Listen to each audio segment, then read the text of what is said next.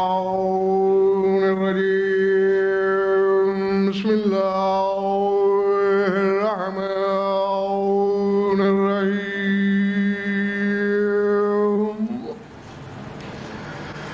الحمد لله والصلاة على أهلها بعد فقد قال الله تبارك وتعالى في كتابه المجيد وقوله الحق أولم نمكن لهم حرما آمنا يجبى إليه كل الثمرات رزقا من لدنا ولكن أكثرهم لا يعلمون صلوات الله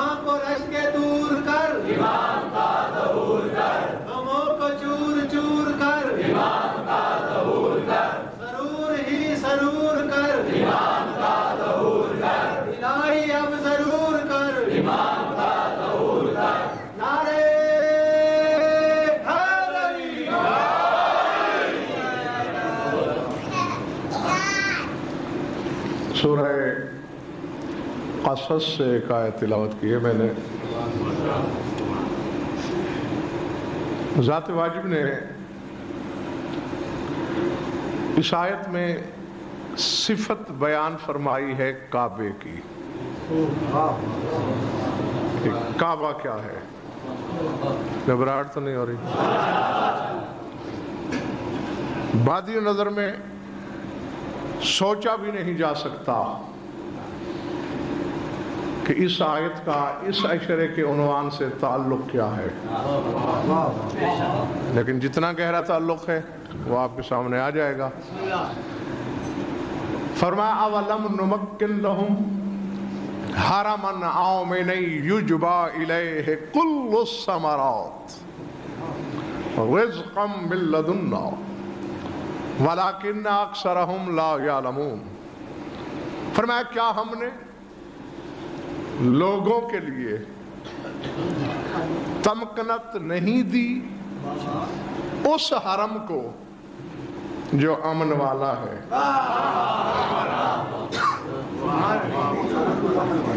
اولم نمکن لہم حرما آمنا.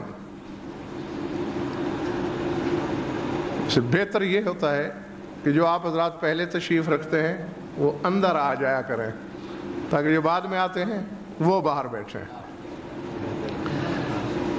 اولم نمکن لہم حرما آمنا. کیا ہم نے نہیں اختیار کیا، نہیں تمکنت دی، نہیں بنایا ان لوگوں کے لیے حرم؟ عام حرم نہیں، آمنا امن والا. یجبی الیہ کل الثمرات. اللہ فرماتا ہے یہ وہ حرم ہے کل کے کل ثمرات جس کی طرف کھینچتے چلے آتے ہیں.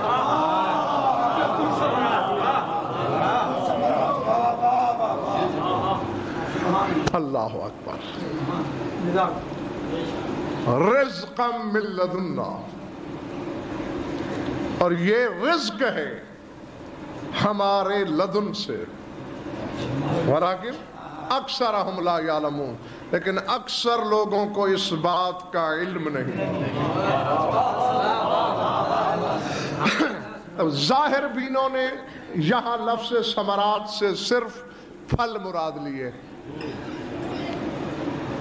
ہاں میں نے لا تعداد کتابوں میں دیکھا یہی لکھ ڈالا کہ دیکھیں مکہ وہ سرزمین ہے جہاں گھاس کا تنکا نہیں اگتا، لیکن کائنات کا ہر پھل وہاں ملتا ہے. کیوں؟ اللہ نے جو وعدہ کر رکھا ہے کہ کعبہ وہ حرم ہے کہ جس کی طرف دنیا جہان کے پھل کھینچتے چلے آتے ہیں. اور میں یہاں اپنے سامعین کو یہ بتا دینا چاہتا ہوں کہ یہاں ثمرات سے مراد صرف پھل نہیں.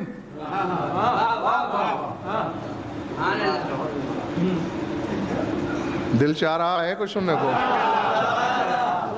اگر ثمرات سے مراد ہر جگہ پھل ہے، ذرا اس آیت کا مطلب سمجھائیے مجھے. وَلَنَبْلُوَنَّكُمْ بِشَيْءٍ مِّنَ الْخَوْفِ وَالْجُوعِ وَنَقْصٍ مِّنَ الْأَمْوَالِ وَالْأَنفُسِ وَالثَّمَرَاتِ.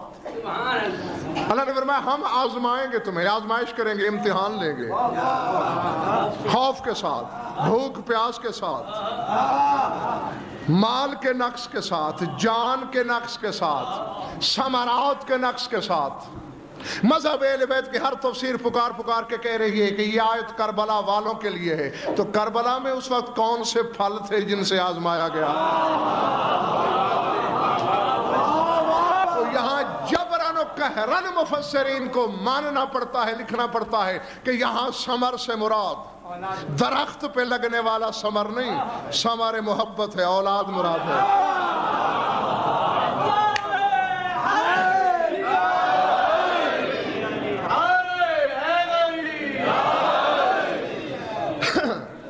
اور اسی لیے اللہ نے یجبا الیہ کل الثمرات کہا. کل ثمرات کھنچے چلے آتے ہیں کعبے کی طرف. کیا رزق، کیا اولاد، یعنی جس شے کو بھی ثمر کہا جا سکتا ہے وہ کھنچتی چلی آتی ہے کعبے کی جانب. اور اسی لیے آگے کہا رزقا من لدنا، یہ رزق ہمارے لدن سے ہے. اور یہ جو کھانے پینے والا روٹی پانی آب و نمک ہے نا، یہ لدن سے نہیں آتا.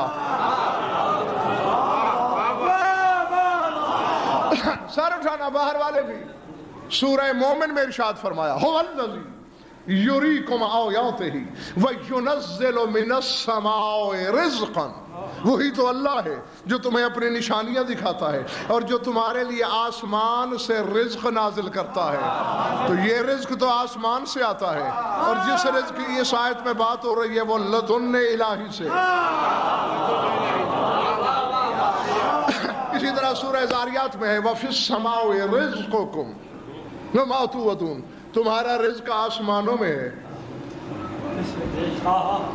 تو لدن الہی سے جو اتر رہا ہے، اگر وہ کھانے والا رزق ہے تو وہ عام نہیں، کیونکہ جو رزق آسمان سے اترتا ہے اسے مشرک بھی کھا سکتا ہے، کافر بھی، یہودی بھی، مجوسی بھی.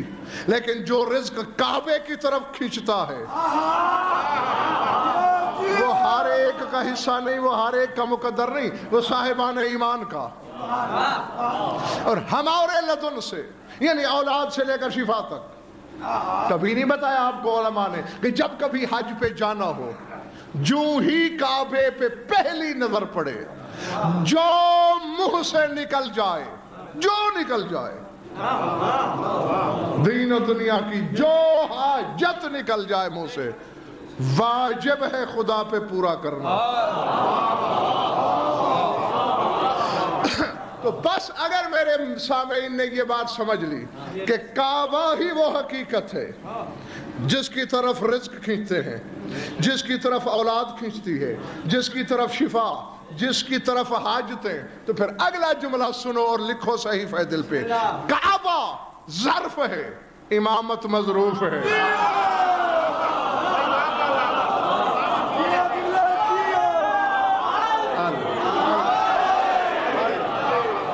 سمجھ میں آ رہی بات؟ کعبہ صدف ہے، امامت گوہر ہے. کعبہ جسد ہے، امامت روح ہے. کعبہ غلاف ہے، امامت قرآن ہے. کعبہ حجاب ہے، امامت حقیقت ہے.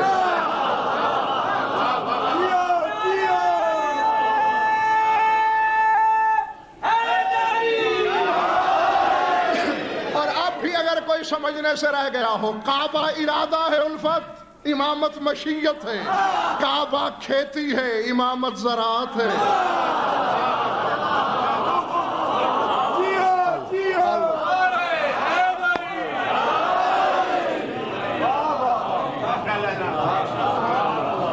میں آ گئی بات دوستوں؟ گھبراہٹ تو نہیں ہو رہی نا؟ اور دیکھیں کعبے سے امامت کا تعلق کتنا گہرا ہے. کعبہ بنایا کس نے تھا؟ کسی اور نبی کو اللہ نے کیوں نہیں کہا؟ اس لیے میرے بزرگوں، بھائیوں اور عزیزوں کہ حضرت ابراہیم سے پہلے کسی کو اللہ نے امامت دی نہیں تھی.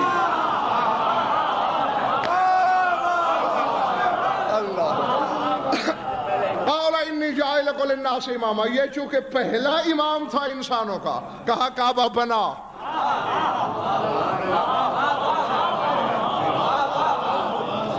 جو جزوی امامت تھی اسے کعبے کا معمار بنایا، اسے کعبے کے اندر نہیں رہنے دیا.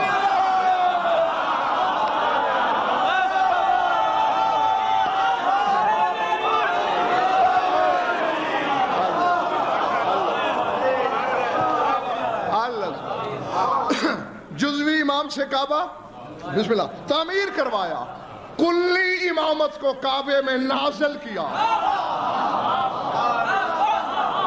اور اب بھی اگر میرے سامعین جزوی اور کلی امامت کا فرق نہ سمجھے ہوں تو میں یوں سمجھانا چاہتا ہوں.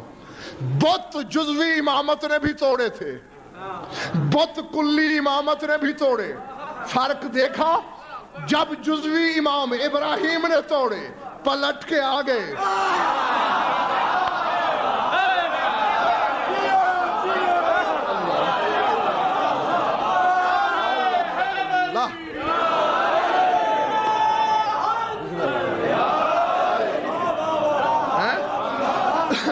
جزوی امام کے ہاتھوں سے ٹوٹے پھر لوٹ آئے. جو ہی کلی امامت نے توڑا، وہ دن اور آج کا دن پھر بتوں کو لوٹنے کی ہمت ہی نہ ہو سکی. اسی لیے تو کہا جاتا ہے توڑ دے جس کو علی پیوند ہوتا ہی نہیں.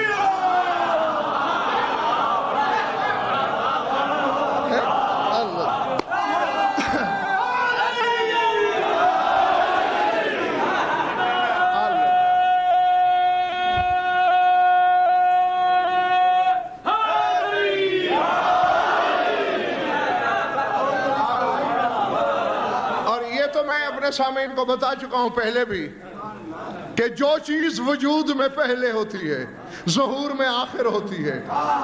کہنے کو دنیا یہ کہتی ہے کہ علی کو اللہ نے کعبے میں اتارا، لیکن غضنفر یوں نہیں کہا کرتا. غضنفر یوں کہتا ہے کہ اللہ نے 13 رجب کی شب کعبے کی کھیتی میں تخم امامت بویا.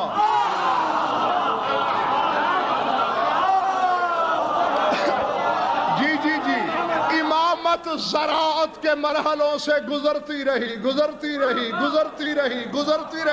کیونکہ عام درخت تھا نہیں.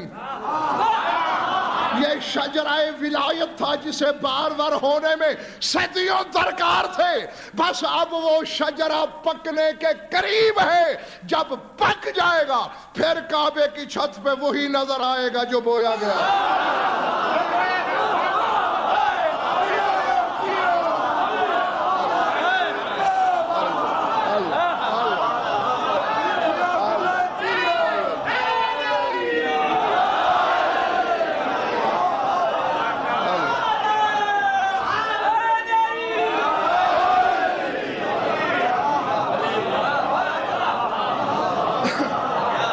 جیتے رہو، خوش رہو، آباد رہو. بس میں نے جو پیغام پہنچانا تھا گویا وہ پہنچ گیا. اسی کی تشریح میں 2-4 باتیں کرنا ہے. تو اب سمجھ میں آ گیا کعبہ کھیتی، زراعت، کعبہ صدف، امامت گوہر، کعبہ جسم، امامت روح. جسم افضل ہوتا ہے یا روح؟ صدف افضل ہوتا ہے یا موتی؟ بہت فرق ہے بھائی.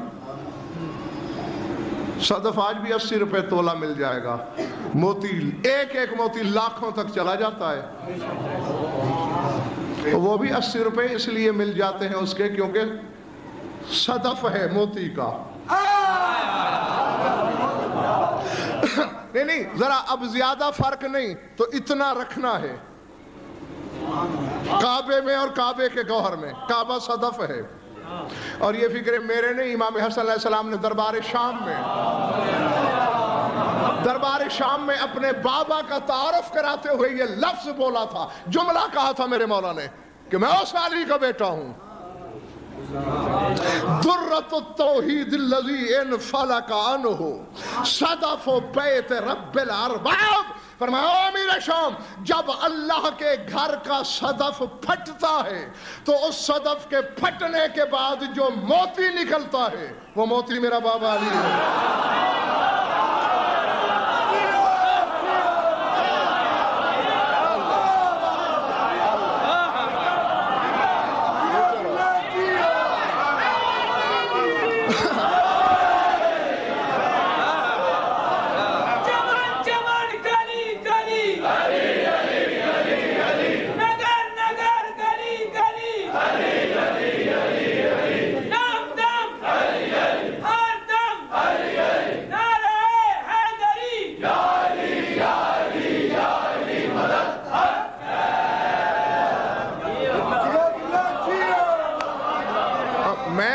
راضی ہوں، اب اللہ کرے میرا مولا تم سے راضی ہو جائے.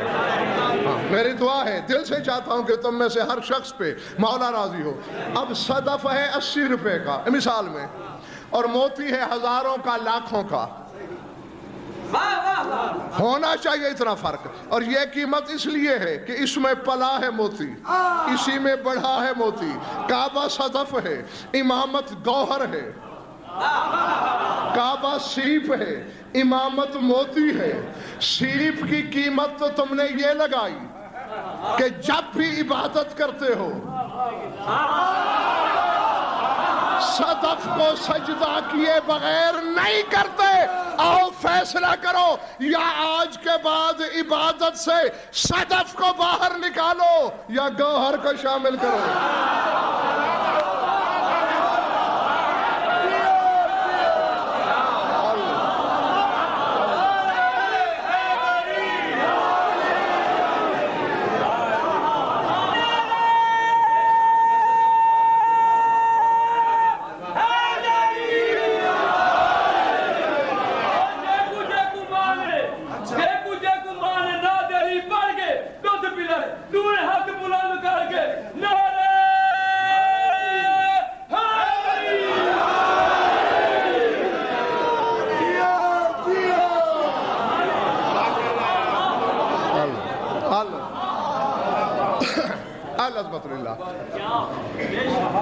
کعبہ جسم، امام جیتے رہو.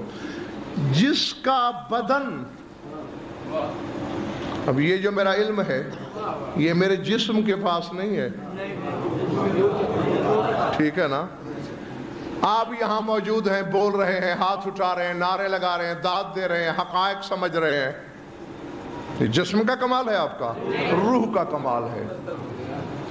بھئی جس کا جسم رزق دے سکتا ہو،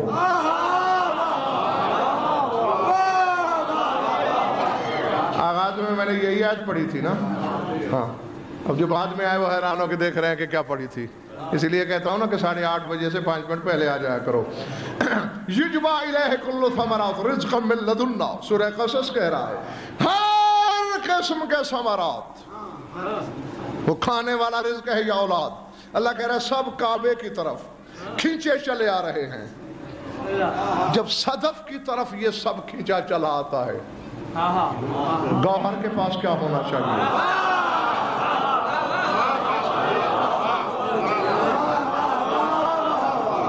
اچھا ایک آیت پڑھوں، پڑھ دوں؟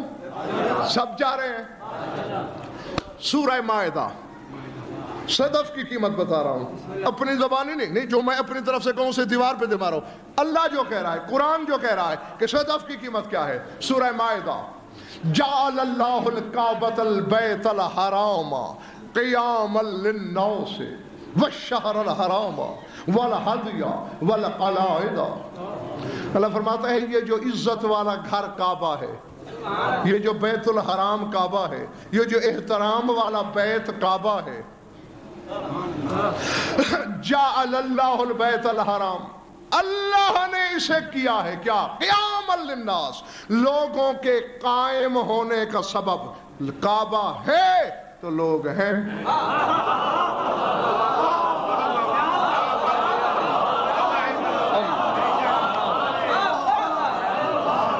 سمجھ میں آ رہی ہے بات یا نہیں؟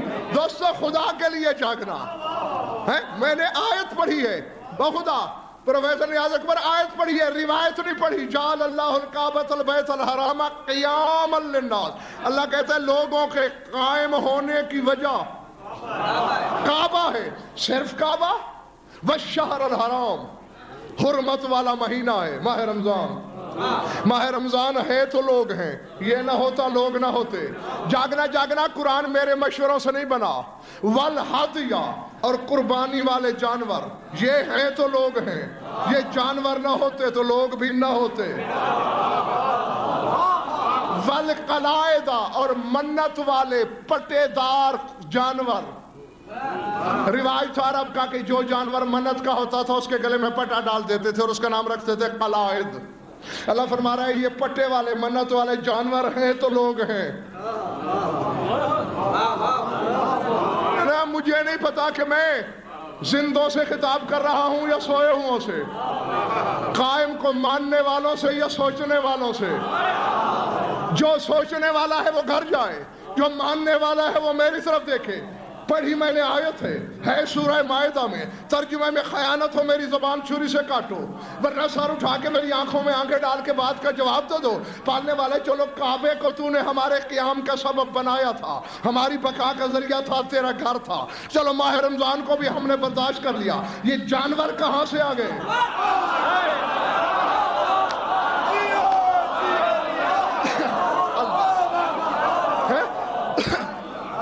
والہدیہ، قربانی کے جانور، والقلائد، منت کے جانور، یہ ہماری بقا کا باعث ہے۔ آواز قدرت آتی ہے ہزیان نہ بک، ان جانوروں کا تعلق میری حجت کی یادگار سے ہے۔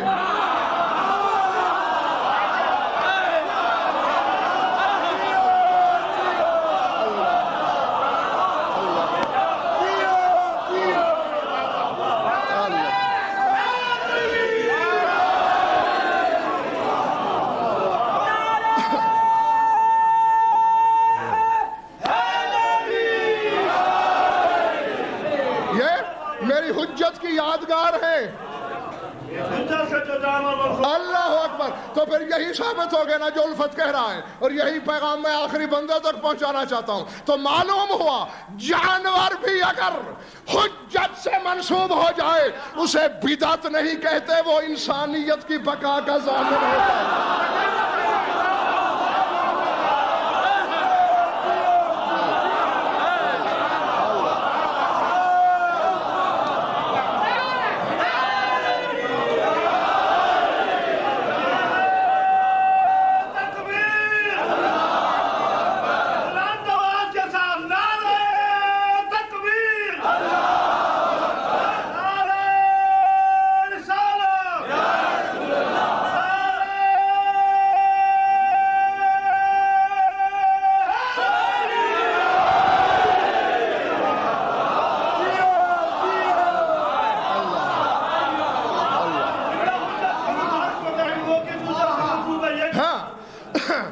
وہی بتانے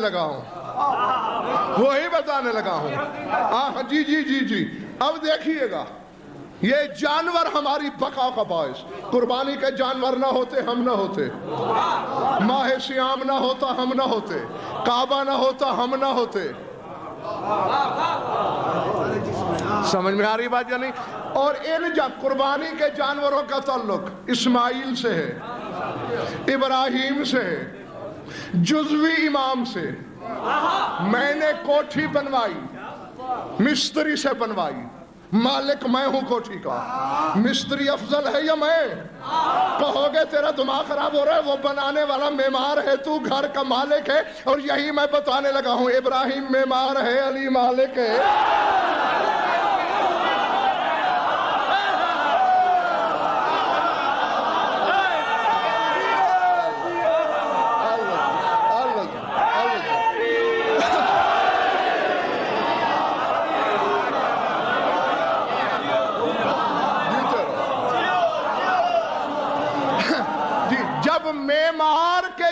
جانور بقا کے ضامن ہیں.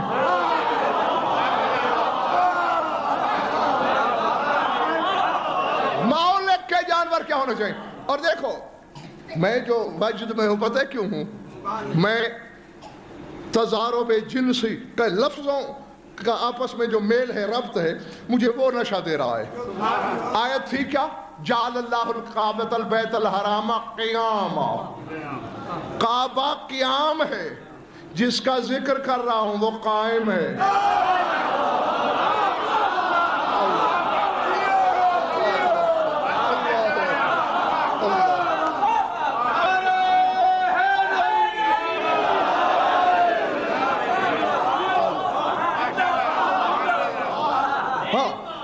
جیتے رہو. بس میں نے پیغام پہنچا دیا. تھک گئے ہو تو بس میں راضی ہوں. ایک اور آیت پڑھ دوں، اسی سورہ مائدہ میں ہے، بلکہ بالکل آغاز ہے ارشاد صاحب، شروع ہو رہا ہے سورہ، یعنی دوسری آیت ہے سورہ مائدہ کی، دوسری آیت. فرمایا یا ایھا الذین آمنوا، کہے ایمان والوں سے رہا ہے.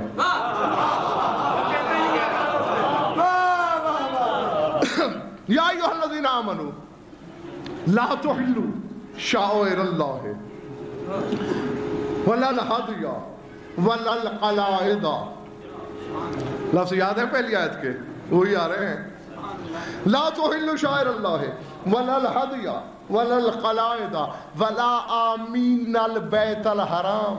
خبردار ہے ایمان والو، اللہ کے شاعر کی توہین نہ کرنا. شاعر اللہ کی توہین نہ کرنا، نہیں کریں گے. فرمایا ولا الہدی، قربانی والے جانوروں کی بھی توہین نہ کرنا، نہیں کریں گے. ولا القلائد، اور منت کے جانور جن کے گلے میں پٹے ڈالے ہوئے ہیں ان کی بھی توہین نہ کرنا، نہیں کریں گے مالک. ولا آمین البیت الحرام، اور جو کعبے کی طرف جا رہے ہیں کعبے کے زائرین کی بھی توہین نہ کرنا. نہیں اب تھک گئے ہو تو بات دوسری ہے. جو صدف کی طرف چل کے جائے اس کی توہین گناہ ہے، اور جو گوہر کی طرف جائے.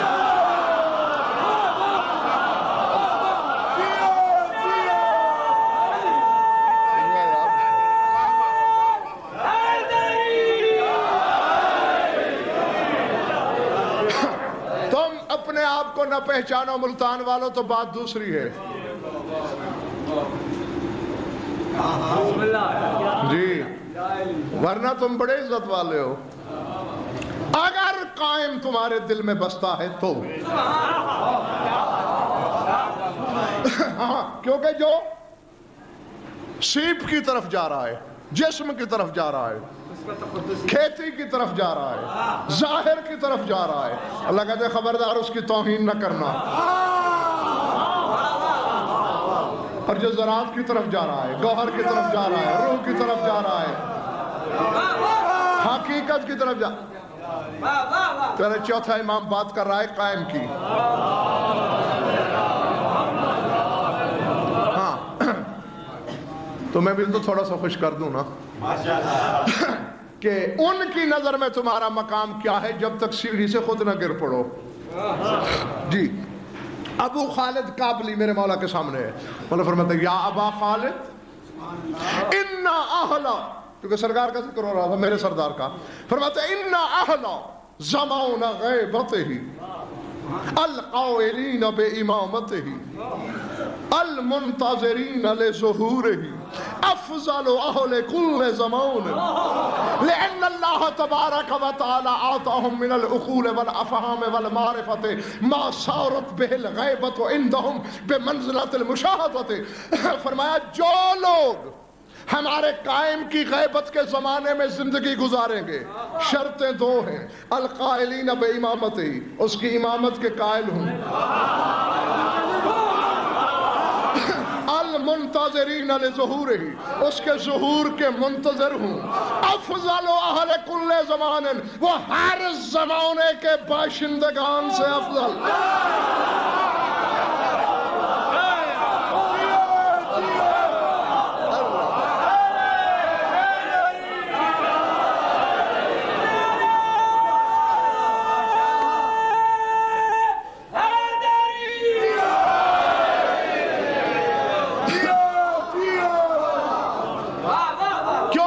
افضل کیوں؟ یہ تو علامت تھی نا، امامت کے قائل ہوں، اس کے ظہور کے شاد باش منتظر ہوں. افضل اہل کل زمان، فرمایا ہر زمانے والے سے کہیں افضل. مولا کیوں کیوں کیوں؟ یہ چھوٹی بات نہیں، اور حجت کی زبان سے، اور حجت بھی وہ جس کا نام علی ہے، اس حجت کی زبان سے نکلے ہیں یہ جملے. ہر زمانے والے سے افضل ہیں. کیوں؟ لأن اللہ تبارک و تعالی آتاہم من العقول والافہام والمعرفت، کیونکہ اس زمانے کے مومنین کو اللہ نے وہ عقلیں دی ہیں، وہ سمجھ دی ہے، وہ معرفت دی ہے. ما صارت بہ الغیبت عندہم بمنزلۃ المشاہدۃ، کیونکہ ان کے نزدیک غیبت اور مشاہدہ برابر ہے. لاکھ ان کا امام ان کی نظر سے غائب رہے، وہ دیکھ رہے ہیں.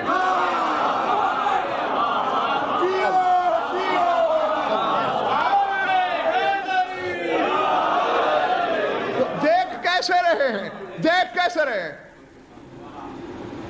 اس وقت دیکھ رہے ہو امام کو؟ میں دیکھ رہا ہوں.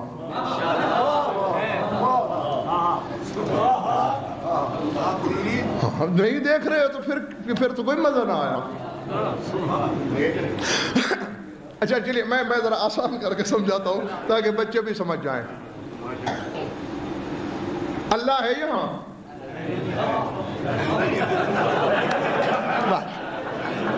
کیا بات. اب نیاز اکبر سن رہے ہو؟ یہ نہیں مان رہے اللہ کو یہاں، غالی میں ہوں.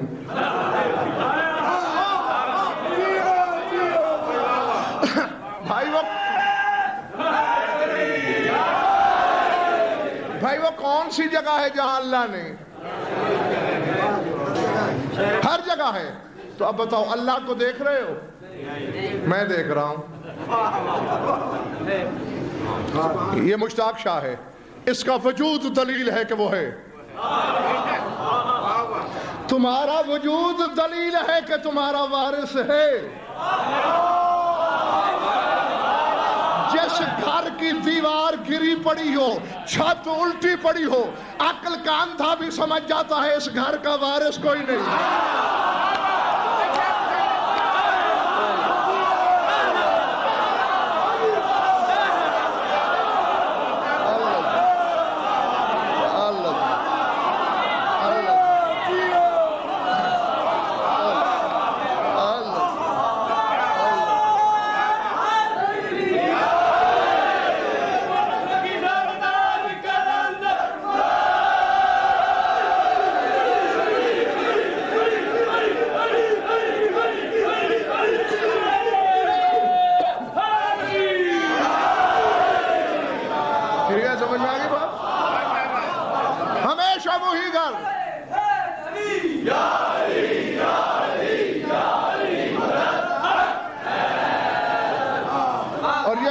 میرے سردار نے اپنی قلم پاک سے لکھا تھا، اِنَّا نُحِيطُ عِلْمًا بِأَنبَائِكُمْ وَلَا يَعْزُبُ عَنَّا شَيْءٌ مِّنْ أَخْبَارِكُمْ. ہم سنی سنائی خبریں نہیں، تم پر احاطہ رکھتے ہیں. جیسے کسی کی مٹھی میں کوئی چیز ہو، یہ کائنات ہمارے لیے ایسی ہے. جیسے تم ایک مرلے کے صحن کو دیکھتے ہو، ہم کائنات کو ایسے دیکھتے ہیں، زمین و آسمان سمیت. تم ہماری نگاہوں کے پہرے میں ہو. إِلَّا وَنَزَلَ بِكُمُ اللَّهُ وَسَّلَمَكُمُ الْعَادَى. اگر ہم ایک لمحے کے لیے عائشی و تم سے نگاہیں ہٹا لیتے تو ہمارے دشمن تمہیں مٹا نہ دیتے.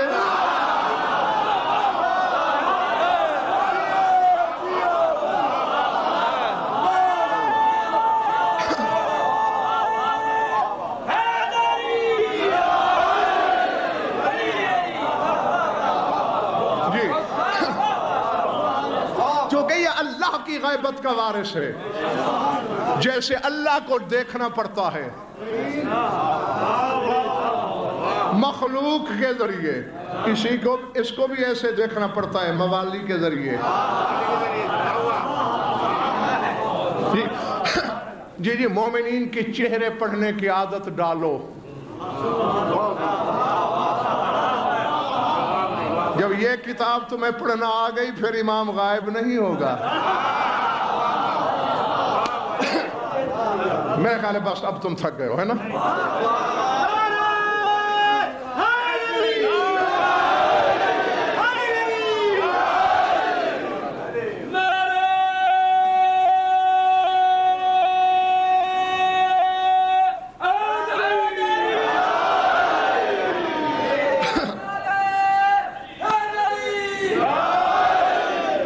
قیام ہے، کعبہ قیام ہے، وہ بقا کا ضامن ہے، اور جو قائم ہے۔ اب دیکھیں میں نماز کے لیے شاباش، میں چاہتا ہوں یہ بچہ بھی سمجھ لے، نماز کا وقت ہے، میں نماز کے لیے کھڑا ہو گیا، میں نے نیت باندھی۔ اب آپ اردو میں تو کہیں گے کہ غضنفر کھڑا ہے، اگر آپ کی زبان عربی ہو تو آپ کہیں گے غضنفر قائم ہے، قیام میں ہے۔ اب قیام محتاج ہے قائم کا۔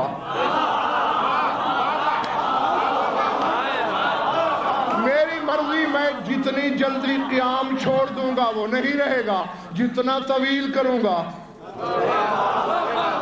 اتنی دیر رہے گا۔ تو آپ سمجھ میں آ گئی بات، ہر قیام قائم کا محتاج ہوتا ہے، اور اللہ نے کہا ہے یہ قائم ہے وہ قیام ہے۔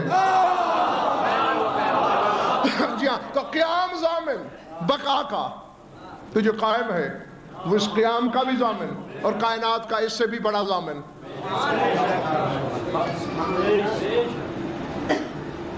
ایک اور نام بھی ہے اس صدف کا، بتاتا چلوں، سورہ حج۔ کون سا سورہ؟ حج۔ اللہ تعلیم دے رہا ہے مناسک حج کی، یہ کرنا ہے وہ کرنا ہے، وہ میں سارے نہیں دہرانا چاہتا، آخر میں پہنچ گیا، فرمایا ثم لیقضوا تفثهم ولیوفوا نذورهم ولیطوفوا بالبیت العتیق۔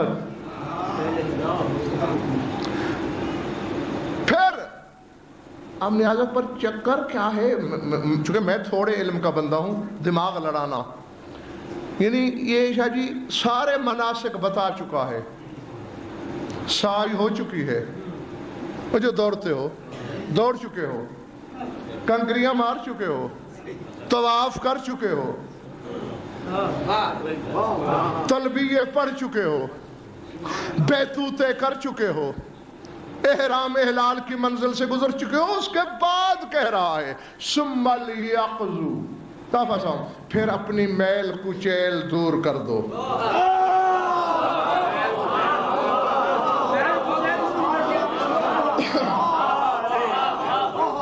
نہیں، بادشاہ سے ملنے جاتے ہو تو اس وقت اچھے کپڑے پہنتے ہو یا مل چکتے ہو پھر پہنتے ہو؟ یہ تو الٹا مسئلہ ہے۔ کہنا تو یہ چاہیے تھا جب کعبے کی طرف آؤ تو ایسا کرو، کہتے نہیں جب ان مناسک سے فارغ ہو چکو میل کچیل دور کر دو، وَلْيُوفُوا نُذُورَهُمْ، منتیں پوری کرو، اور پھر آخری فَلْيَطْوَفُوا بِالْبَيْتِ الْعَتِيقِ، اور پھر بیت عتیق کا طواف کرو۔ وقت نہیں ہے میرے پاس کہ میں ضائع کروں، صافی سے لے کر تفسیر عسکری تک مذہب آل محمد کی جس تفسیر کو پکار کے دیکھو،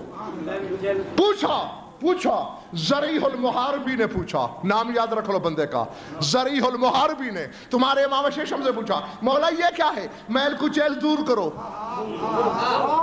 کیا فرمایا؟ تم نے یہ پڑھا ہے جہاں اللہ کہہ رہا ہے اتم الحج، حج پورا پڑھا کرو۔ مولا فرماتا کسی بندے کو تو نے دیکھا جو ادھورا حج چھوڑ کے بھاگ جائے؟ مولا نہیں دیکھا۔ فرمایا اللہ کو کیوں کہنا پڑا اتم الحج؟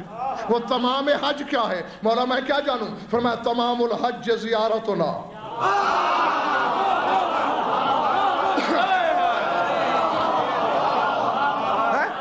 حج کا تمام کرنا ہماری زیارت ہے، اور اللہ کہنا یہ چاہتا ہے جب کعبے سے فارغ ہو چکو پھر میل کچیل دور کر کے امام کی زیارت کرو، پھر شکر کا طواف کرو۔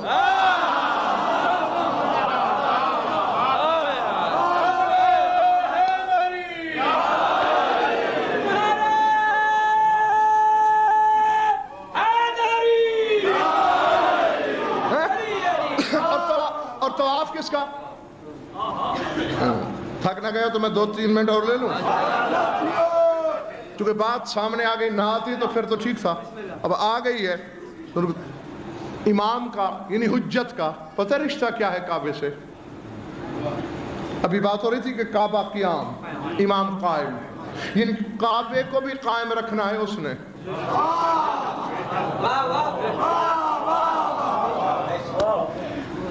317 ہجری میں،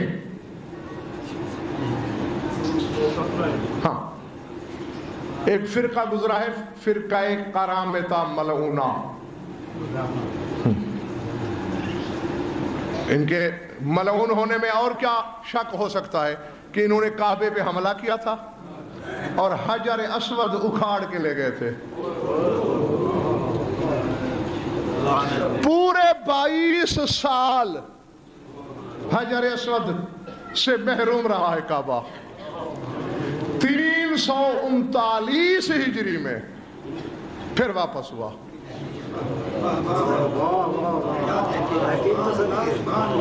اور میں آپ کی خاموشی کے بھی صدقے،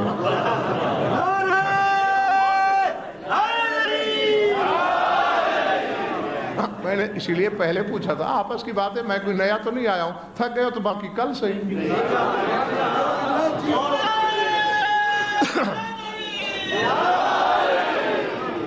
کس ہجری میں واپس ہوا؟ شاید 339 میں۔ اللہ 256 میں تیرا امام قرب الہی کو چھوڑ کے دنیا میں آیا تھا، تیرا امام۔ 339 کا یہ واقعہ ہے، تھوڑے عرصے بعد کا واقعہ ہے۔ محمد ابن قول رضوان اللہ علیہ کا زمانہ تھا۔ یہ جس جلیل القدر ہستی کا میں نے نام لیا ہے، یہ شیخ مفید علیہ رحمہ، جن کے نام توقیعیں آئی تھی مولا کی تحریریں، یہ شیخ مفید کے استاد ہیں، ان کا زمانہ تھا۔ اصل میں اس واقعے سے پہلے 2 دفعہ پہلے بھی حجر اسود نصب ہوا ہے۔ ایک دفعہ عہد رسالت میں، مگر ابھی اعلان نبوت نہیں ہوا تھا، بلکہ اعلان نبوت سے بھی 5 سال پہلے کا واقعہ ہے۔ قریش نے کعبہ دوبارہ تعمیر کیا، خستہ ہو چکا تھا، تعمیر کی، تعمیر جدید۔ اب ہر قبیلہ لڑ رہا تھا کہ حجر اسود کون نصب کرے۔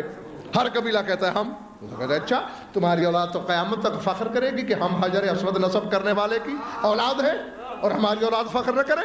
ہر طرف سے تلواریں نکل آئی، اچانک شور مچ گیا، جاؤ الامین، جاؤ الامین، لڑو نہیں، امین آ گیا، امین آ گیا، امین آ گیا۔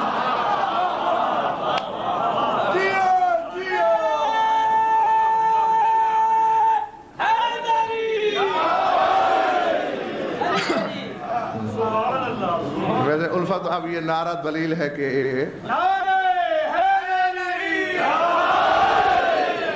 یہ ٹھیک ہے، اور یہ تو جانتے ہو دشمنوں سے منوایا میرے رسول نے اپنے آپ کو صادق امین۔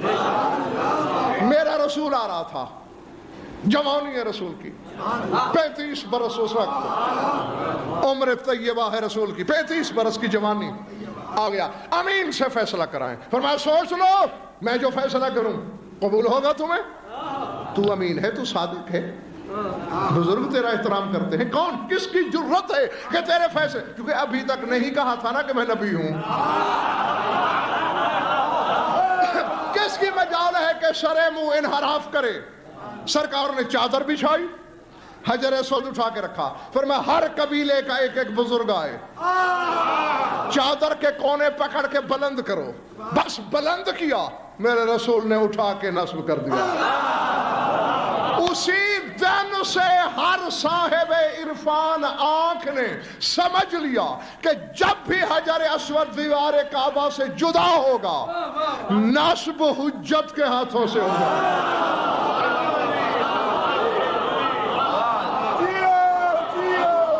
اللہ آخری بندے تک دیکھنا میری طرف.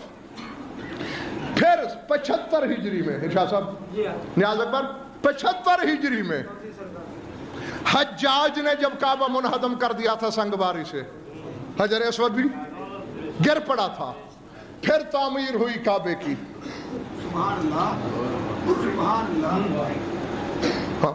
وقت نہیں کہ میں تفصیل میں جاؤں. نہیں ہو سکا کسی کے ہاتھ سے نصب.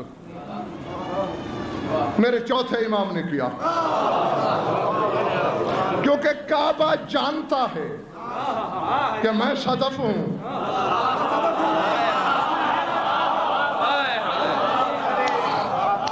میں جسد ہوں، میں غلاف ہوں. کس کو نصب کرا؟ اس نے کیا. اور یہ اب 339 ہجری میں یہ تنویر تیسرا واقعہ. 22 برس بعد آ رہا ہے حجر اسود. 4 دانگ عالم خبر پھیل گئی، کرامتہ نے حجر اسود واپس کرنے کا وعدہ کیا ہے. آ رہا ہے، آ رہا ہے، آ رہا ہے، آ رہا ہے. محمد ابن قولوہ یاد ہے شیخ مفید کے استاد، ان کا زمانہ ہے. انہوں نے تیاری کی دل میں کچھ لے کر. راستے میں تھے، بیمار ہو گئے. موسیٰ ابن ہشام ان کے ساتھ تھا، رفیع کا سفر تھا. اسے بلایا. افسوس میں نے کچھ چاہا، مشیت نے کچھ چاہا. میں اتنا بیمار ہو گیا کہ میں اب جا نہیں سکتا. کان ادھر لا، تجھے راز کی بات بتاؤں. طے ہے حجر اسود سوائے حجت کے کسی کے ہاتھوں لگ سکتا ہی نہیں.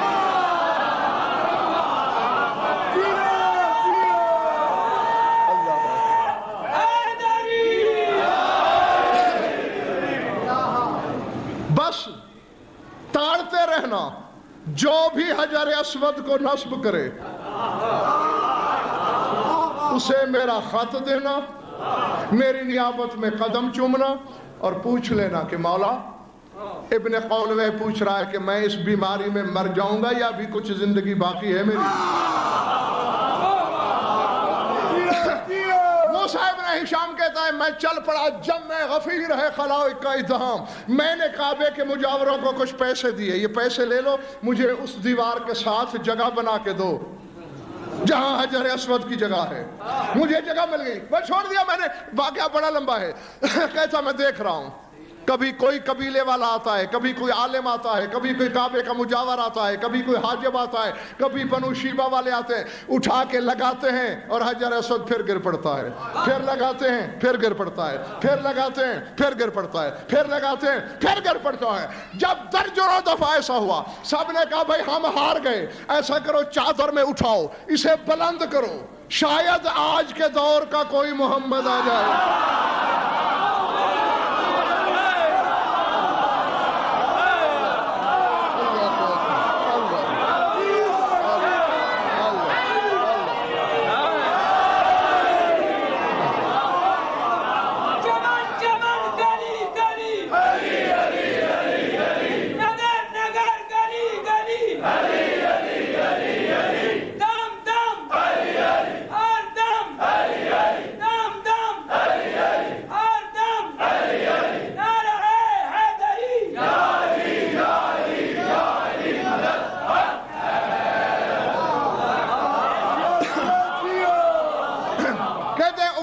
بلند کیا لوگوں نے. اچانک میں نے دیکھا کہ ہواؤں کے جھونکے کی طرح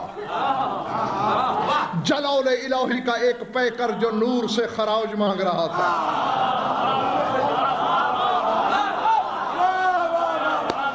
وہ ظاہر ہوا، اس نے چادر سے حجر اسود کو اٹھایا، نصب کر دیا. اب ہلا تک نہیں، اس طرح تک نہیں. اس نے بوسہ لیا، چل دیا اور میں پیچھے.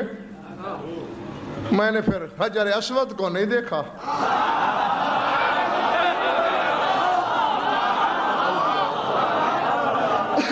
یہ اس کو کہتے ہیں ایمان. ہم جیسا کوئی ہوتا تو اسے چومتا چاٹتا رہتا. جی ابن قولوہ جیسے عالم ربانی کا انتخاب تھا. کہتے میں پیچھے. ہجوم سے گزرتے گزرتے گزرتے اس نے پہاڑی کی طرف چلنا شروع کیا. جو ہی پہاڑ میں پہنچا حد نظر تک نہ آدم زاد. مجھے کہتے ہیں موسیٰ بن ہشام رک جا اور ابن خولوے کا خط مجھے دے.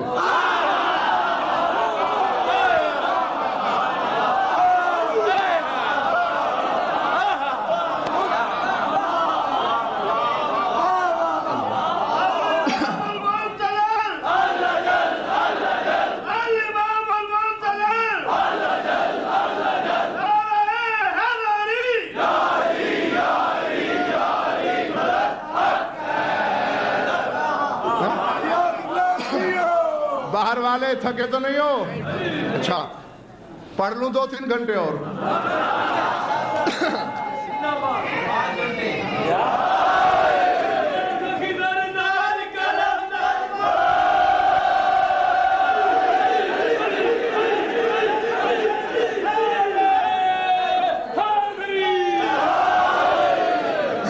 میں حیران, میرا نام جانتا ہے, ابن خولوے کا خط کے بارے میں علم ہے, تو جب سارا کچھ علم ہے تو جو اس نے مجھ سے کہا میں کیوں پوچھوں؟ کہتے میں دل میں سوچ رہا تھا, وہ مسکرا دیا اور مسکرا کے کہنا ابن خولوے سے میرا سلام کہنا اور کہنا اتنا بیمار ہو جائے گا تو کہ تمام ڈاکٹر حکیم لا علاج کر دیں گے تجھے, اعلان کر دینا کہ میری حجت نے 30 سال مجھے زندگی اور دے دی.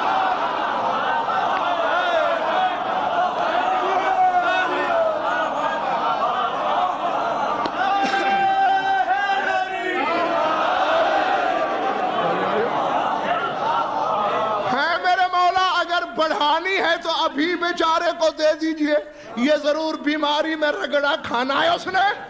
موسیٰ بن ہشام جاہل نہ بن, آج اگر دے دوں پتہ کیسے چلے گا کہ ہم نے دی.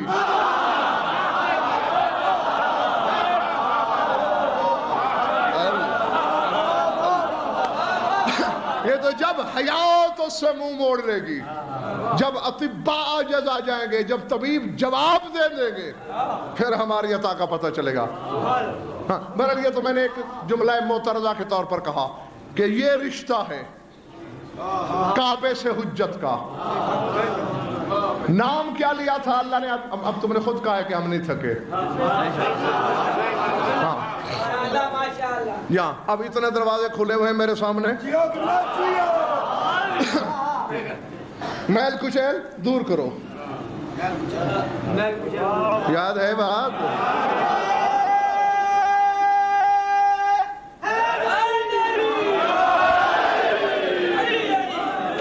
کس سے ملنے کے لیے دور کرو؟ شاد باش. اب امام سے ملاقات کے بعد الفت آگے پھر یہ کہہ رہے وَلْيُوفُوا نُذُورَهُمْ, اپنی نظریں اپنی منتیں بھی ادا کرو. میرے اللہ ہمیں تو بتایا گیا ہے کہ منت ماننا ہی شرک ہے. اور تو کہہ رہا ہے کہ امام کے پاس جاؤ تو منتیں ادا کرو. وَلْيَطُوفُوا بِالْبَيْتِ الْعَتِيقِ, اور پھر بیت عتیق کا طواف کرو. الطاف کیا معنی ہے بیت العتیق کا؟ 3 معنی ہو سکتے ہیں. عتیق کسی ذی عزت بڑے کے لیے بولا جاتا ہے, کسی قدیم چیز کے لیے بولا جاتا ہے, اور آزاد کے لیے بولا جاتا ہے. اور کعبے کے لیے ناز پر 3 معنی ہیں. ہر مکان سے بڑا بھی ہے.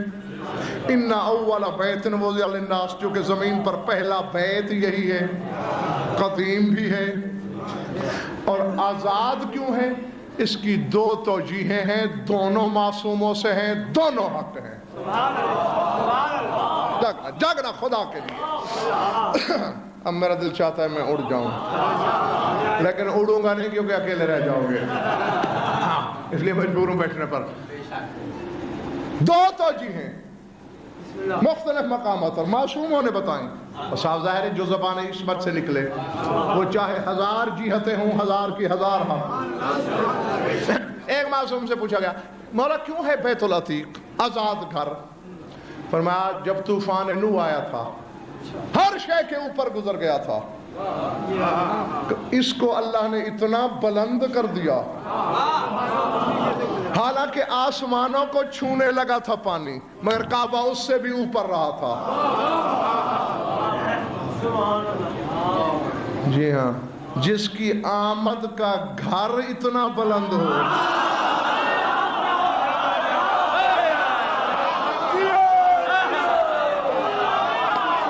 اللہ اللہ، تو علی کو کیا ہو، علی کو کیا ہونا چاہیے دوار ہے اتنا بلند۔ اور اس دن سے ہو گیا بیت العتیق، آزاد گھر کہ جسے پانی نے ڈبویا نہیں۔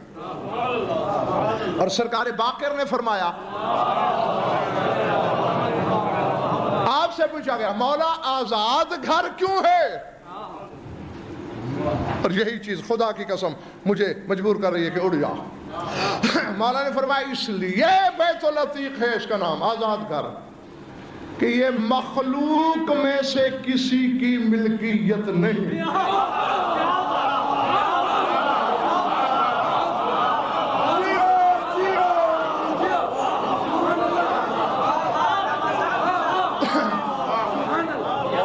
میں نہیں جانتا کس کے سر سے گزر گیا جملہ، کس کی زمین دل پہ اترا، کیونکہ بندوں میں سے کسی کی ملکیت ہے ہی نہیں، کیونکہ مخلوق کی ملکیت سے آزاد ہے۔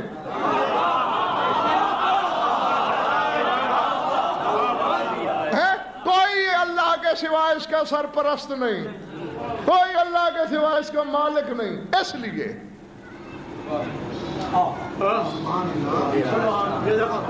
ٹھیک ہے مالک، تو جو مالک ہے اور جو تو کیے جا مرضی کا جو مالک ہے، اب میں ذرا قرآن کو ٹٹول نہ لوں۔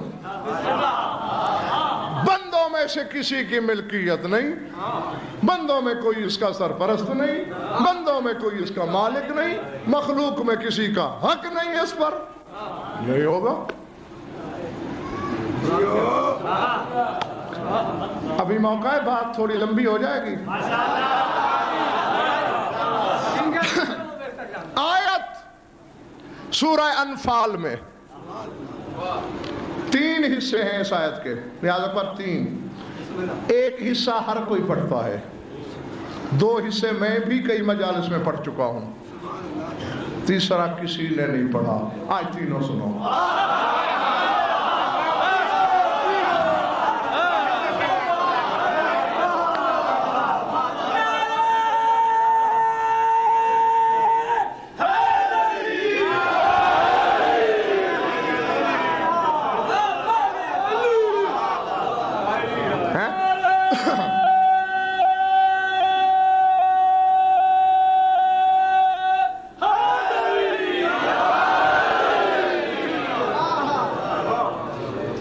بندوں نے اٹھنا شروع کر دیا، اس لیے باقی کل۔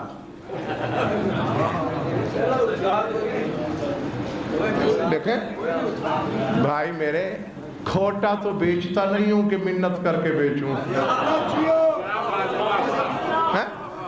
جو کھوٹا بیچے وہ تو چلو منت بھی کرے، جو کھرا بیچے گا کہ باہر کے محلے سے پوچھو اٹھ کے گئے ہیں کہ نہیں گئے؟ اچھا تو دیکھ لو، اب جس کے محلے سے کوئی اٹھا میں محلے دار کو پکڑ لوں گا، ٹھیک ہے؟ سورہ انفال میں نے کہا پہلا حصہ بہت مشہور ہے، آپ سب جانتے ہو کیونکہ ہر کوئی پڑھتا ہے اسے۔ دوسرا حصہ کوئی کوئی پڑھتا ہے اور میں آپ کے سامنے کئی دفعہ پڑھ چکا ہوں، تیسرا کوئی نہیں پڑھتا۔ رسول قرآن پڑھ رہا ہے، ابو جہل گزرا، نضر بن حارث گزرا، ھذا کلام من، کس کا کلام پڑھ رہے ہو؟ اللہ کا۔ اب جو کچھ انہوں نے کہا وہ بھی اللہ نے دہرا دیا سورہ انفال میں اور جواب بھی دے دیا۔ ابو جہل وغیرہ بولے، سورہ انفال پکار رہی، شاید تو ابھی ممبر پہ منگا لو قرآن۔ وَإِذْ قَالُوا اللہم ان کان ھذا ھو الحق من عندک فامطر علینا حجارۃ من السماء او ائتنا بعذاب علیم۔ وما كان الله ليعذبهم وأنت فيهم وما كان الله معذبهم وهم يستغفرون وما لهم ألا يعذب، یہ نیا حصہ ہے جو کبھی نہیں پڑھا گیا، وما لهم ألا يعذبهم الله وهم يصدون عن المسجد الحرام وما كانوا أولياءه إن أولياءه إلا المتقون ولكن أكثرهم لا يعلمون۔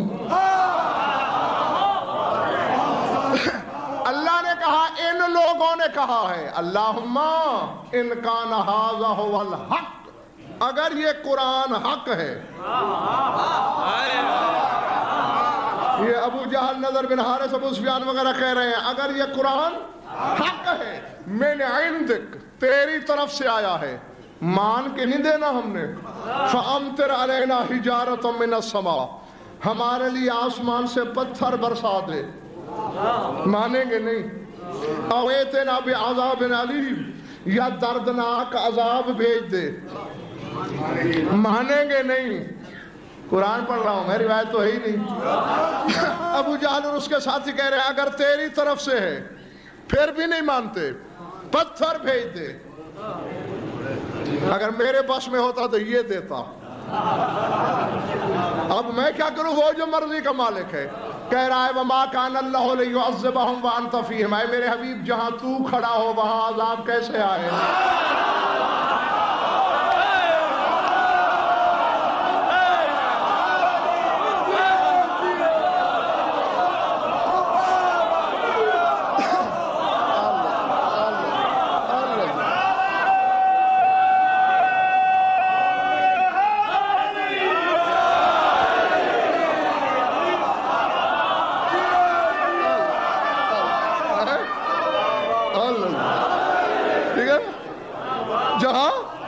جہاں تو موجود ہو، چونکہ تو رحمت للعالمین ہے، میں نہیں بھیج سکتا، داد تو دے رہے ہو، میرا ساتھ بھی دو گے؟ آؤ میرا ساتھ دو، جمہوریت کا زمانہ ہے، ذرا ووٹ بڑھ جائیں ہمارے۔ اے اللہ میاں، آج تیرے کلام کی توہین ہو رہی ہے، قرآن کی، جھیٹ ہو کے حرام زادہ کہہ رہا ہے چاہے تیرا کلام بھی ہے، پتھر بھیج، مانوں گا نہیں۔ تو نے عذر بنا لیا، جہاں تو ہو وہاں عذاب کیسے بھیجوں؟ اسی طرح حارث بن نعمان فہری نے کہا اللہم ان کان ھذا ھو الحق من عندک فامطر علینا حجارۃ من السماء، اگر علی کی ولایت تیری طرف سے آئی ہے مانوں گا نہیں، پتھر بھیج۔ آج بہانہ کیوں نہیں بنایا، مار کیوں دیا؟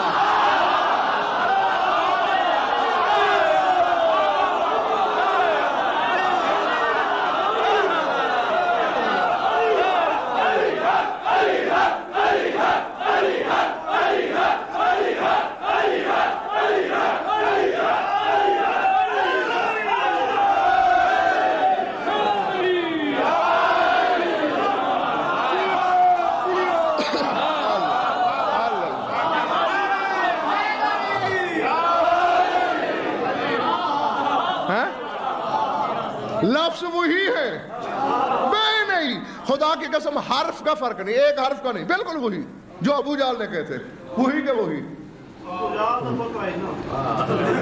وہاں کہتا ہے ما کان اللہ لیعذبہم وانت فیہم، جہاں تو ہو وہاں عذاب نہیں آتا، اور آگے کہتا ہے وما کان اللہ معذبہم وہم یستغفرون، اور جو لوگ استغفار پڑھ رہے ہوں گے وہاں بھی میں عذاب نہیں بھیجتا۔ خدا کی قسم تمہیں پتہ ہی نہیں کہ استغفر اللہ ربی و اتوب الیہ عمل کیا ہے۔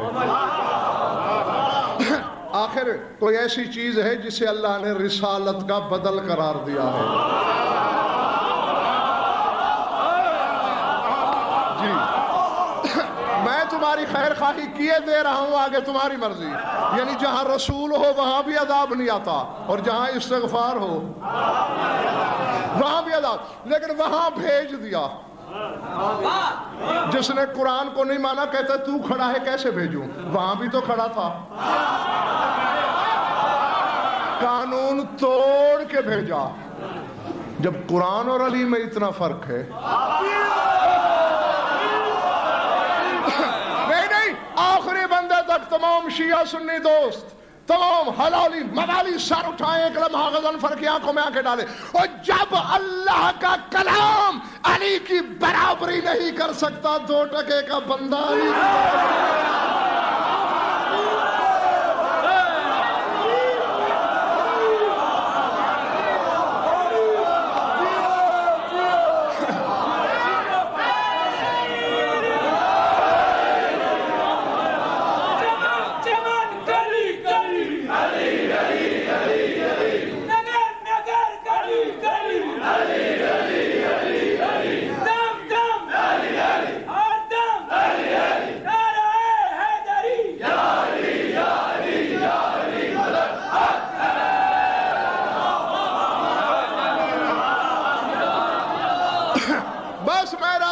سے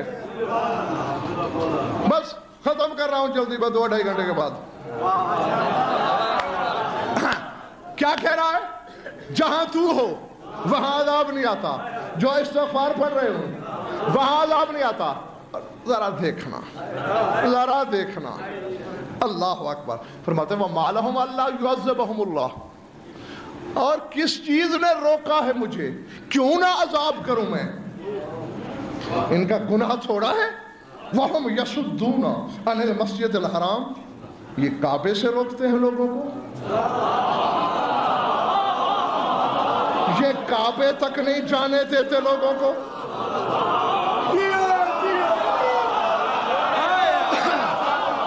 یہ لوگوں کو کعبے تک نہیں جانے دیتے۔ مَالَهُمْ اللہ يُعَذِّبَهُمُ اللہ، کیوں اللہ ان کو عذاب میں مبتلا نہ کرے؟ وَهُمْ يَصُدُّونَ عَنِ الْمَسْجِدِ الْحَرَامِ، یہ مسجد الحرام سے، کعبے سے روکتے ہیں۔ وَمَا كَانُوا أَوْلِيَاءَهُ، حالانکہ یہ کعبے کے متولی بھی نہیں، پھر بھی روکتے ہیں۔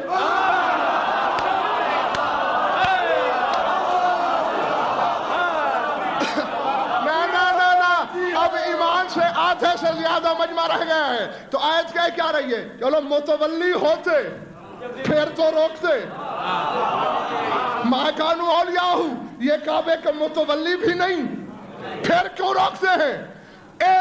آیت ہے، سورہ انفال ہے، میرے مشورے سے نہیں بنی۔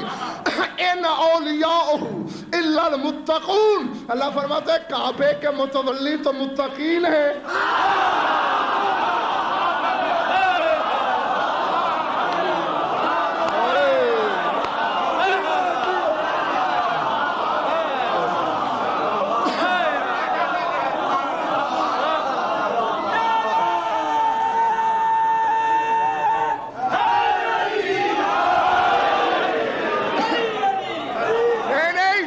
تو نہیں گئے ہو دوستو، آیت ہے سورہ انفال ہے، ان اولیاءہ الا المتقون، اللہ فرماتا ہے کعبے کے متولی متقین ہیں۔ اور دین یاد پڑھنے والے بچوں، آج رات گھروں میں جا کے اپنے اپنے ماں باپ سے پوچھنا، ہاشم کعبے کا متولی تھا، ہاشم کے بعد عبد المطلب تھا، ماں باپ سے پوچھنا عبد المطلب کے بعد کعبے کا متولی کون تھا؟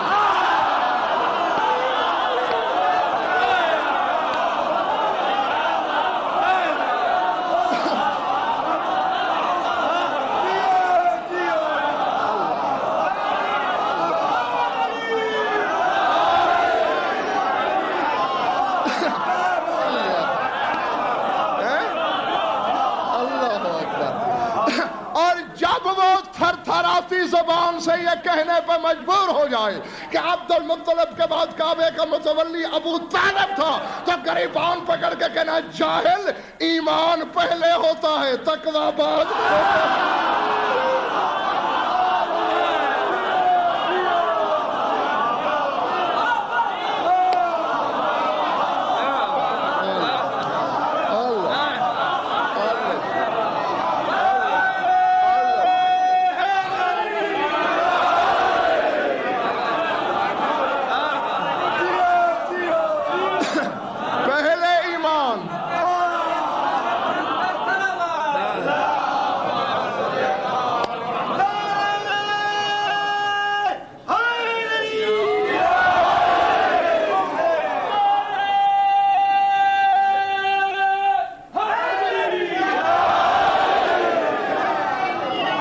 ایمان کو ڈھونڈتا پھرتا ہے، اللہ ابو طالب کو متقی کہتا ہے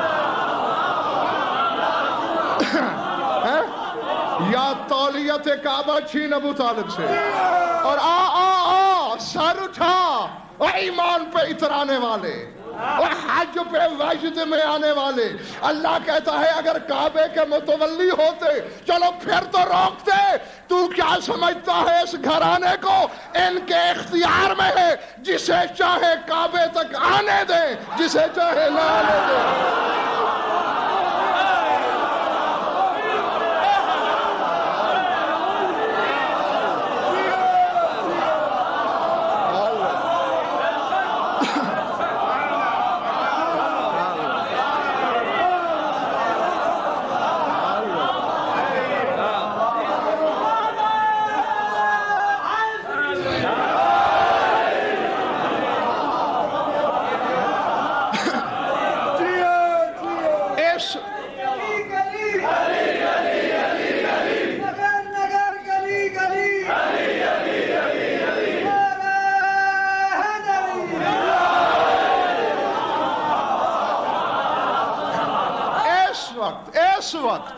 اس وقت کعبے کا متولی میرا امام ہے. میرے امام کی مرضی, جسے حج پڑھنے دے جسے نہ پڑھنے دے. یہ تھوڑا کرم ہے اس کا, کعبے کا مالک ہے. جگر اتنا بڑا ہے, باپ کے دشمن کو نہیں روکتا.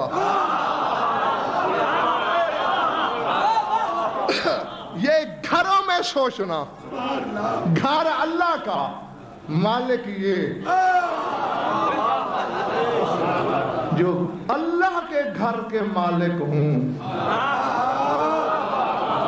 میں میرے گھر میں جو کچھ پڑا ہے, میں اگر کسی سے کہہ دوں کہ آج سے اس گھر کا مالک تو اندر جو بھی ہے اس کا ہے نا. تو مجھے کل ذرا فہرست بنا کے دینا کہ اللہ کے گھر میں کیا ہے اور کیا نہیں. کیونکہ جو چیز اللہ کے گھر میں ہوگی وہ میں ان سے مانگ لوں گا, اور جو اللہ کے گھر میں نہیں ہوگی وہ جس سے تم کو ہوگی اس سے مانگ لوں گا.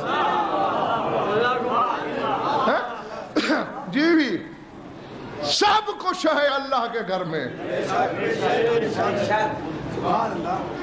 جو تم جانتے ہو وہ بھی, اور جسے آدم نہیں جانتا وہ بھی. یہ تو جب ظہور فرمائے گا تو پھر بتائے گا نا کہ اس کی ملکیت کے. میں خدا کی قسم وہ کچھ عالم خفا سے نکل کر منصہ ظہور پہ آئے گا کہ جسے دیکھ کے حیران ہو جاؤ گے. تو آج ہم نے سبق کیا سیکھا؟ کعبہ صدف ہے, اس کے خصائص ہم نے قرآن کی آیتوں میں دیکھے. یہ گوہر ہے, کعبہ ملکیت ہے, یہ مالک ہے. ملکیت کا سجدہ جائز,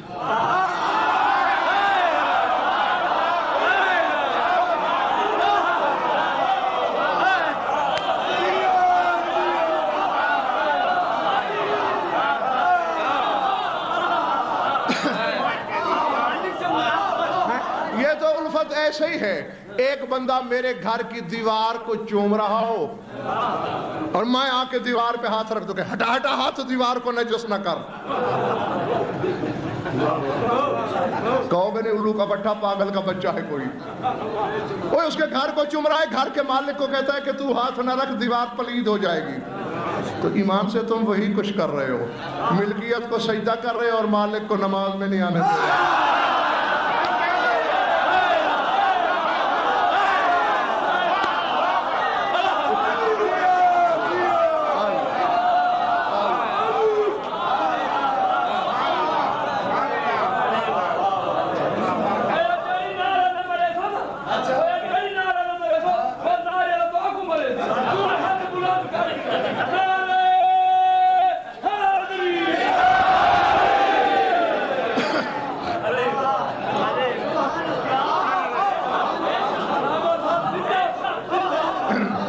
رہو، خوش رہو. قائم آل محمد زندہ باد، مذہب آل محمد زندہ باد، علوم آل محمد زندہ باد، حقائق اہل بیت زندہ باد. ہاں اور بس. کچھ مزہ آیا یا وقت گمایا ہے میں نے؟ خوش رہو، آباد رہو. بسم اللہ. بس سمیٹ لیا میں نے، کیونکہ طے ہے. مسلسل 3 دن ہم نے ایسے گزار دیے، اور آج گو کہ میں تھک ضرور گیا ہوں، لیکن شرم محسوس ہو رہی ہے مجلس کی مالکن سے جو شام سے چل کے آئی، وہ ہمارے علم سننے نہیں آئی. اللہ اکبر. وہ صرف عرصے کے لیے آئی، اور بس طویل عریض وقت ہی نہیں زیادہ برداشت ہے. درد کی کہانی وہی ہے جو روز سنتے ہو، کوئی نیا واقعہ ہے نہیں. ہاں کوئی گوشہ ہو جاتا ہے ضرور. بس میں وقت یاد دلاتا ہوں اور تمہارے تصور سے پہلے تمہارے دعاؤں کے سائے میں رخصت چاہتا ہوں. العظمت للہ. مقتدر ترین. میں نے حالانکہ یقین مانو بڑے قبلہ بھی زندہ تھے، 74 میں ان کا انتقال ہوا ہے، اور ان کی زندگی میں نے یہ روایت پڑھ رکھی تھی کتابوں میں، لیکن پڑھتا نہیں تھا. پھر ایک ایسے عالم جلیل کی کتاب میں نے پڑھی، مرزا حبیب اللہ قاشانی رضوان اللہ علیہ، پہاڑ سے زیادہ وزنی نام ہے. پھر جب ان کی کتاب میں بھی پڑھ لی، پھر میں نے سوچا کہ اب مومنین تک نہ پہنچانا، خیانت بھی ہے، ظلم بھی ہے. ہاں کون سی روایت؟ بس میں نے یاد دلانا ہے، بات نہیں تمہارے لیے. حبیب اللہ قاشانی نے بھی یہی لکھا کہ سلطان کربلا کا سر اقدس تو شمر نے کاٹ لیا تھا یوم عاشور، لیکن باقی جتنے شہید ہیں، اللہ اکبر، جس کے سینے میں پتھر کا ٹکڑا نہیں گوشت کا دل ہے، اس کے لیے ہے جملہ. باقی جتنے شہید ہیں، تمام شہداء کا سر شامیوں نے، حرامیوں نے، ظالموں نے، سیدانیوں کے سامنے کاٹا. اللہ اکبر، اللہ اکبر. کوشش کرتا ہوں خدا کی قسم، جب بھی کبھی میں نے یہ روایت پڑھی کوشش ہوتی ہے کہ اشارے میں گزروں، لیکن پھر مجبوراً آگے وضاحت کرنا پڑتی ہے. ممبر والا سامنے، 12 ادھر، 2 ماں بیٹیاں میری ماں بہنوں میں، یہ سارے گواہ. یہ تمہارے ڈر کی وجہ سے کہہ دیا کہ سیدانیوں کے سامنے کاٹا. جو حقیقی روایت ہے سنو گے، حقیقت میں یہ ہے کہ شامیوں نے بلا تشبیہ عباس کا سر ام کلثوم کی جھولی میں کاٹا. ہم شکل پیغمبر کا سر جناب لیلا کی آغوش میں کاٹا. قاسم کا سر جناب اللہ اکبر، اللہ اکبر. العظمت للہ. تمہاری چیخیں نکل گئی، دھاڑے مار کے روئے ہو، کوئی منہ پیٹ کے رویا ہے، کسی نے سینے پہ ہاتھ مارے ہیں. سوال کرنا چاہیے تھا تمہیں، غضنفر عباس جیسے بھائی کا سر کٹتا رہا، بہن نے بچانے کی کوشش نہ کی. ہم شکل رسول کا گلا کٹتا رہا، ماں نے بچایا نہیں. قاسم کا سر جدا ہوتا رہا، ماں نے کوشش نہ کی. اور بھائی بچایا جاتا ہے ہاتھوں سے، اور جن کی میں بات کر رہا ہوں ان کے ہاتھ پسے گردن پابند. زمین کربلا ہلتی رہی، علی کی بیٹیاں مدینے کی طرف منہ کر کے کہتے رہے نانا دین تیرا بچ گیا. اور دیکھ ہمارے بیٹے ہماری جھولیوں میں، ہمارے بھائی ہماری آغوش میں۔ بہت رو لیا تم نے، بہت ہے پرسا، لیکن ایک فکرہ اس پردہ دار کے لیے جسے چوتھا دن ہو گیا ہے انتظار کرتے ہوئے کہ کب جشن ختم ہوں گے اور مجھے پرسا دیا جائے گا، اس کو راضی کرنے کے لیے کہتا ہوں۔ تاریخ بتاتی ہے کہ ایک بہن نے کوشش کی، ایک بہن نے کوشش کی بھائی بچ جائے۔ سنو گے؟ برداشت کرو گے؟ کون سی بہن؟ کون بہن تھی یہ؟ 4 سال کی بطول۔ اب اس سے بڑا مصائب میں نہیں پڑھ سکتا تمہارے سامنے۔ اللہ اکبر۔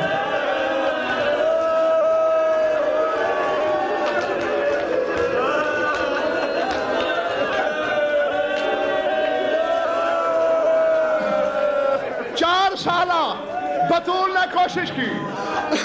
شمر لعین نے مرہ ابن منقذ عبدی سے کہا کاٹ لے اکبر کا سر۔ اب دل دکھے تو خدا کے لیے مجھے معاف کر دینا۔ بلا تشبیہ سے حرامی نے ہاتھ میں خنجر پکڑا۔ میں نہیں بتا سکتا کہ اس نے سر کاٹنے کے لیے ہاتھ کہاں رکھا، بس اس نے حلق پہ خنجر رکھا۔ تاریخ بتاتی ہے جیسے عقاب شکار پہ آئے، ایسے ہی بندھے ہوئے ہاتھوں سے سکینہ دوڑ کے اکبر کے لاشے پہ گری، کہ لگی مر جاؤں گی، اکبر کا سر نہیں کاٹنا، یا تو میرے گلے پہ بھی خنجر چلا دے، نہیں کاٹنے دوں گی اکبر کا سر۔ یہ دائیں طرف آتا ہے، بی بی دائیں گر جاتی ہے، یہ بائیں طرف آتا ہے، بی بی بائیں۔ خدا کے لیے دل کو سنبھال کے جملہ سن لینا۔ جب 8-10 مرتبہ دائیں بائیں بائیں دائیں آیا، اس نے شمر سے کہا بچی مجھے سر نہیں کاٹنے دیتی۔ اللہ جانے آسمان گرا کیوں نہیں۔ شمر حرامی نے ہاتھ میں کوئی چیز پکڑی،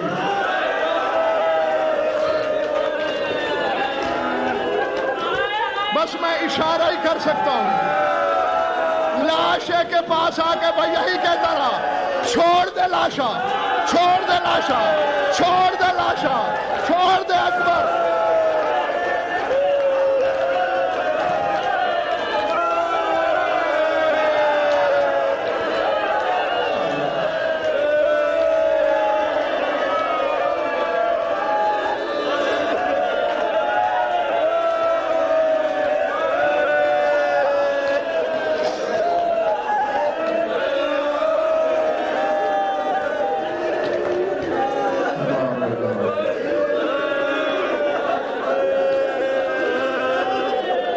مجلس کی خواہش ہے کہ آج صرف سرکار زمانہ کی دعا مانگی جائے۔ آئیے دعا مانگ لو کہ پروردگار بھیج اس کو جو اکبر کا انتقام لے، بھیج اس کو جو معصومہ کا بدلہ لے، بھیج اس کو جو مسافرہ شام کے دل میں مرہم رکھے، بھیج اس کو جو بطول کے اجڑے ہوئے گھروں کو آباد کرے۔